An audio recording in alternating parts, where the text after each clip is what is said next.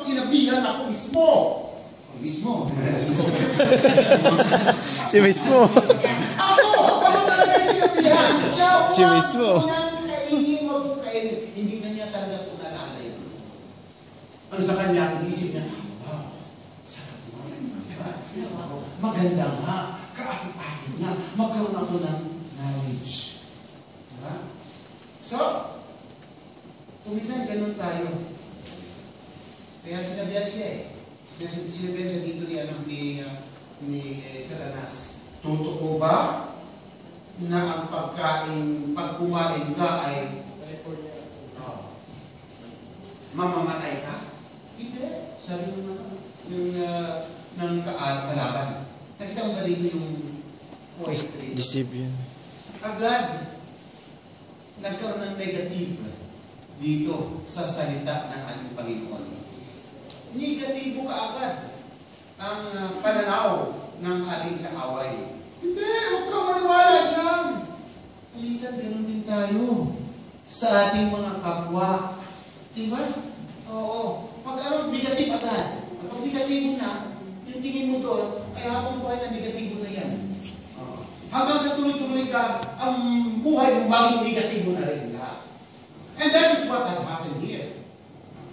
Dahil sa mga negative thoughts na ito na sinira ni Satanas. Alam naman natin, ang ating kaaway lahat ay gagawin para masira ang ating tamang relasyon sa ating Panginoon. There is one way. Imagine mo salita mismo ng Diyos ang sinira ng kaaway. Itong hayop na ito, yung reptile, ano ba ito? Yung snake. Yung ahas. Kaya, sinabihan siya, of all, ikaw ay pinaka. No? Ang katawag yan, yung tusok. Tusok. Pinakatusok. Kaya sabi niya, gumapang ka habang buhay. Iniisip ko dito, siguro bakit nagdalakan ang ahas mo? Hindi ko lang alam kung paano. Kasi sumpa yun yung pagkatapang niya. Yun ang sumpa. All of your life, and you're going to eat the dust. Diba? Lahat ng mga dumi. Kaya lahat ng mga dumi yung kinakain ng ahas na yan. Kaya sa mga nagkakain ng ahas, ewan ko kung anong amoy. Nakakain yun eh. Ahas din. Diba? Patay na ayaw, patay na. Lahat na lang ng mga dumi. Cobra, kinakain. So, kasama po yan.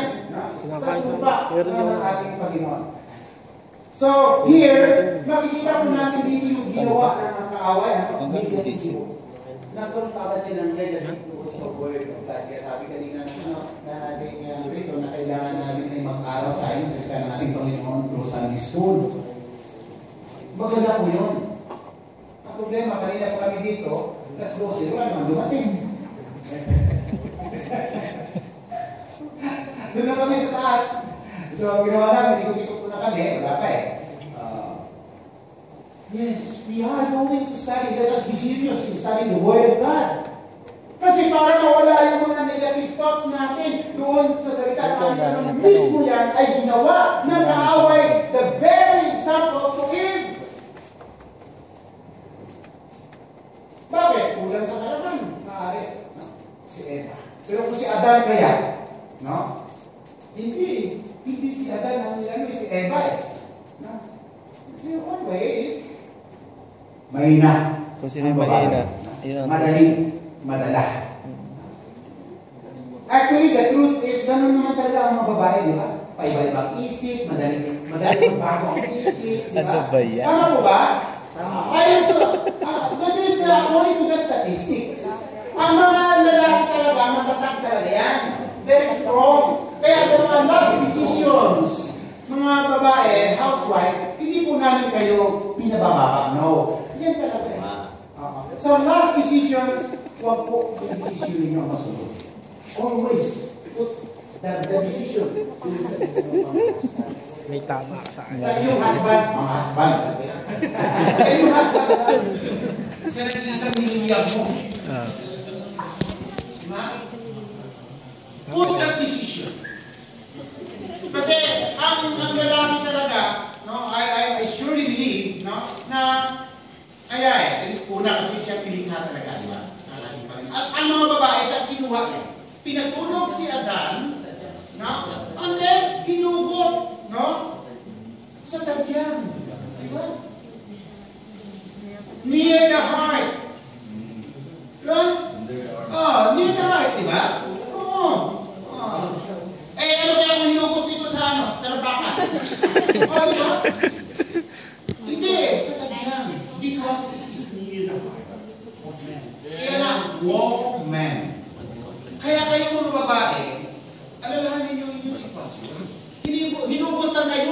dyan.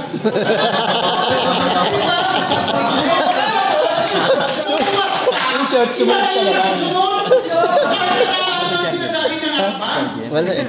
Biblically speaking, we are going to respect. Ganun pala sabi yung pag Sumunod ka na lang, parang gano'n. Husband, hindi naman namin kayo inaano. Talaga naman nalito na siya. Katiwang nga eh. Hindi naman kayo namin inaalila. Katiwang nga eh. Diba? Even in our decision, pero it doesn't mean na ikaw masusunod. Okay. Have you ever, mayroon ba kayong pamilya na nakikita na under desire na maayos ang kanilang buhay? Hindi! Walang kamo na nakikita. Karamihan, broken homes! Karamihan yun! Pag under desire ka, kaya ikaw lalaki, huwag kang papayag na under desire. It's not biblical.